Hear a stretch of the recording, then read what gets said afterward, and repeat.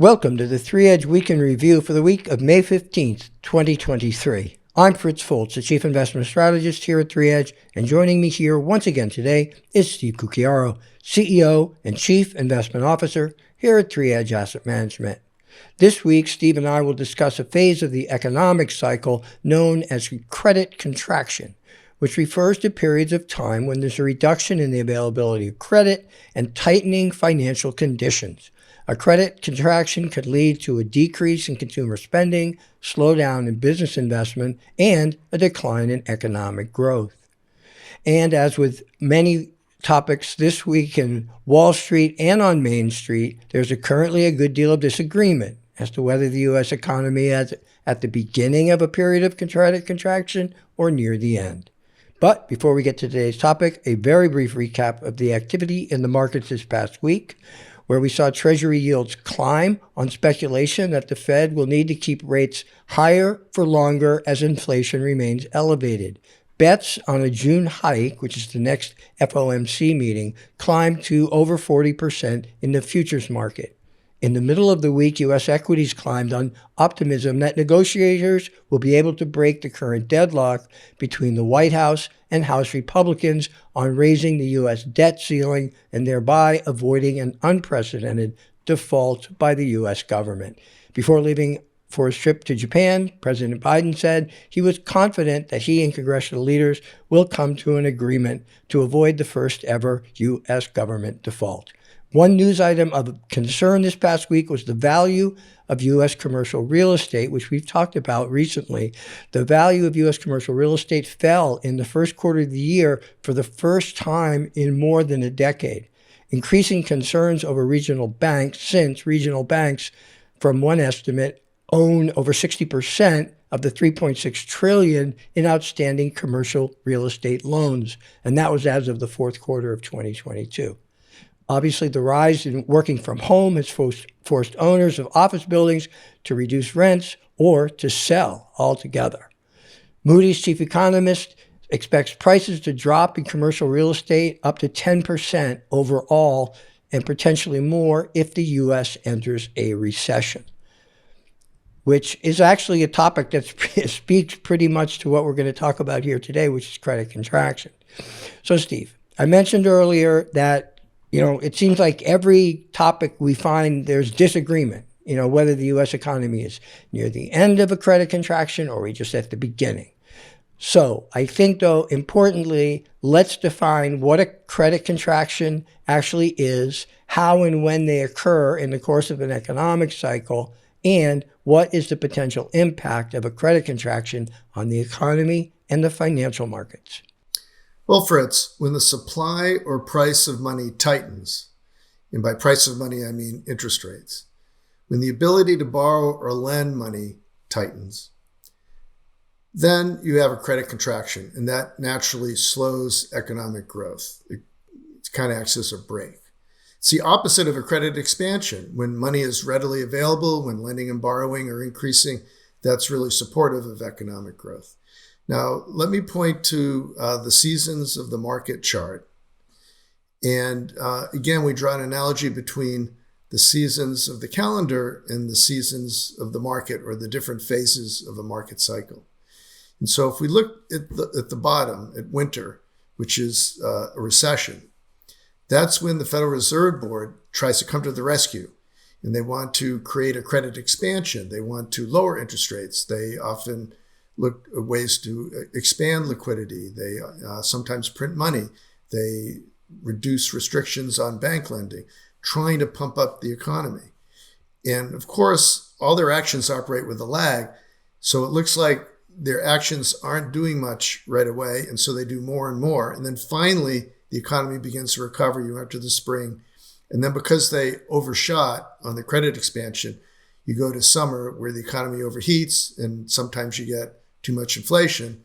The Fed might recognize that a little bit too late and then come in to say, we've got to put the brakes on. And that's the credit contraction. They start to raise interest rates, start to reduce money supply. They might put on new restrictions on bank lending, all to try to tame inflation. And often that acts with a lag. And so they do more and more. It seems like it's not taking, so they do even more. They often overshoot, and then you go into a credit contraction, which is followed by a recession. So that's the natural sequence of events, and that's where we find ourselves today, looking at this potential for credit contraction. Okay, good. So, and as I mentioned earlier, seems to be a good amount of disagreement, right, among investors as to whether the U.S. economy is near the end of a credit contraction or just at the beginning. So I guess some people are betting on us being in one season or the other. So perhaps you could describe, the available evidence on each side of this debate on Wall Street and indeed on Main Street as well. Well, the answer depends in part about what the Fed does over the next few weeks and months. And no one, including the Fed, really knows because there's a big internal debate going on at the Fed. But also it depends in part on the lagged effect of the tightening that's already taken place. Mm-hmm. And it's already occurred. Now, if I go back in history to compare what's going on now with the past, the 1980s, we had a terrible inflation problem. And at that point, the Fed was so determined to fight inflation that they were willing to continue tightening until the credit contraction was so severe. It knocked inflation down for good, or for the next 40 years, but it did cause a very serious recession. But coming out of that recession, we had a big boom in the economy and the markets, and inflation basically came down for 40 years. But they were willing to take the short-term pain of the recession. Now, in the 70s, the opposite happened. We'd have inflation go up, we'd have the Fed react, but then they would often call off the tightening or the credit contraction too early in the process. Then inflation, after coming down a little bit, would go up and make a new high. They would try to tighten, but then they would call it off too early. And we kept having a series of inflationary waves over the 70s. And so it remains to be seen how this Fed behaves, if it's more like the 1980s or more like the 1970s, and that's to be determined. Now, there are two factors that we look at and that we model to help decide where we are in the cycle. And you can think of them as early warning indicators. One has a long lead time, the other a much shorter lead time. The first is to look very closely at yield curves. And the yield curve is really focused on the difference between short-term interest rates and long-term interest rates. When the Federal Reserve Board drives short-term interest rates purposefully higher than long-term interest rates, it acts like a brake on the economy, and it causes a credit contraction.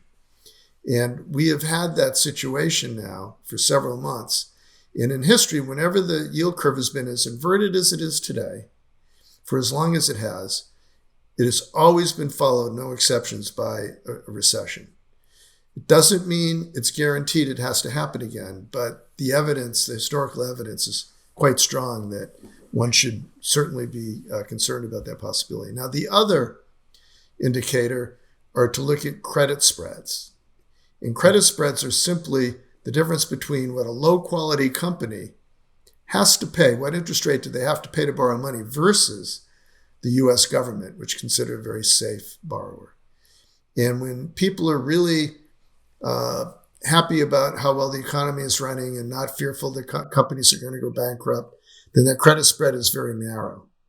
On the other hand, when people are more worried about the economy, when it looks like a recession is approaching, credit spread widens quite dramatically. Now you can see on the accompanying chart how the credit spread during recessionary periods in the past has really jumped quite dramatically. And so far, the evidence today is that the credit spread is going more sideways, a little bit up, a little bit down. It's not conclusive. That could be partly because corporate profits have been behaving in generating earnings much better than people have expected, and that might be keeping that credit spread at bay. But we do know that there are a number of companies, sometimes called zombie companies, which took advantage of the enormous credit expansion during the COVID period, borrowed money on incredibly great terms at very low interest rates, but never really generated profits. They're going to have to refinance in the not too distant future at a much higher interest rate with much tougher terms. And that could cause an increase in defaults, and that could cause negative economic activity. We might see that pick up in the credit spread. So one other factor I should mention is real estate. You mentioned commercial real estate. A lot of banks lend to commercial real estate. It's a very high percentage of their loans. If those loans start to go sour, that could restrict lending from regional and commercial banks, and that could add to whatever credit contraction has been caused by the Fed. One final point I'll make is, ironically, because of the debt ceiling impasse, the Treasury has not been able to borrow money, by issuing bonds. So how have they been able to pay our bills? They have an account at the Fed. Think of it as a savings account or a bank account, in the hundreds of billions of dollars. And they've been drawing down that account to pay the government's bills all this time. And they're getting close to running out. Let's say next week, as more and more rumors are suggesting, that we have a breakthrough and the sides agree that we're going to extend the debt ceiling. At that point, the government will be able to borrow money again, but the Fed will have to replenish its bank account or its account at the Fed. And ironically, that will actually drain liquidity out of the market to replenish that account. So it could have a negative effect or an effect to add to the credit contraction. Yikes. All right. So, as always, my final question is based on what we discussed here today about credit contractions and the debate, or where exactly we are, the beginning or the end. What might investors do with their own investment portfolios? Do they need to choose, like door number one, the scenario where the U.S. economy is near the end of a credit contraction, or door number two, which would be a world in which the U.S. economy is just at the beginning of a potentially extended period of credit contraction? And, or hopefully, is there some reasonable middle ground there? Well, there's more and more talk in the market that a breakthrough with the debt ceiling would be such a relief that we'll get a big rally in the market. And already we've seen some rally in anticipation. Right. Animal spirits are definitely picking up, especially we notice in tech stocks. Although, is that an echo bubble or a mini bubble? Because we look at some of the price to sales ratios of tech stocks. Great companies like Microsoft, price to sales ratio is over 11. The average company in the S&P is, just a little over 2.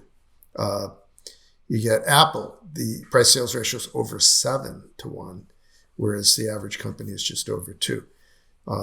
So that's interesting, but that doesn't restrict a bubble from forming based on psychology.